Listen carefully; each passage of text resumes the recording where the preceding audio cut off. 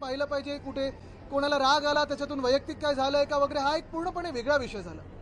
पण त्या दिवशी जसं एक मोर्चा निघाला होता काही विशिष्ट समाजाचा, तसं आज नेमकं मराठी माणसाचाच मोर्चा निघत असताना तिकडच्या पोलिसांनी एवढी धरपकड का करावी, कोणाच्या आदेशावर करावी, हे उत्तर स्थानिक पोलिसांनी आणि गृहमंत्र्यांनी राज्याचं देणं महाराष्ट्राला गरजेचं आहे.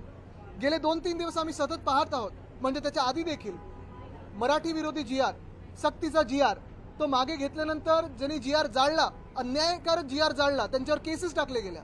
मग एक कोणतरी भाजपचे उठून बोलतं की मराठी माणूस म्हणजे ते पहलगाममध्ये आलेले अतिरेक्यांसारखे, त्यांची तुलना त्या पाकड्यांबरोबर केली.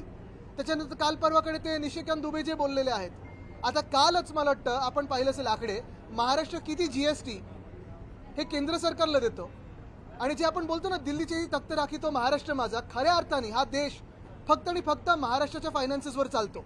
मग इतर राज्य आहेत त्याच्यात, मग प्रगत राज्यांमध्ये जर आपण पाहिलं तर तामिळनाडू आहे, कर्नाटक आहे, इतर राज्य देखील त्या पूर्ण तिजोरीमध्ये आपलं योगदान देत असतो. पण महाराष्ट्राचं जे योगदान आहे ते एवढं मोठं आहे, त्याच्या बदल्यात आम्हाला मिळतं काय, तर महाराष्ट्रावर अन्याय भाजपकडून, केंद्र सरकारकडून अन्याय.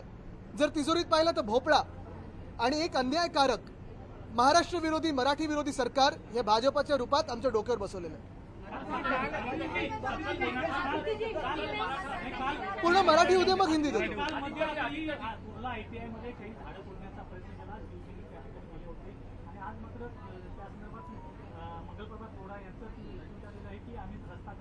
आता गंमत अशी झालेली आहे, रस्ता करण्यासाठी जे काल आपण पाहिलं असेल, मला काही पत्रकार मित्रांकडून माहिती आली रात्री अचानक की कुर्ला ITI इथे 9000 झाडं कापण्याचा एक त्यांचा प्रयत्न होता. 48 प्रकारच्या प्रजाती आहेत त्या झाडांच्या. आणि गंमत अशी आहे की मागच्या जागतिक पर्यावरण दिनी ही 9000 झाडाचं मियावाकी अर्बन प्लांटेशन हे तिथे केलेलं, अर्बन फॉरेस्ट.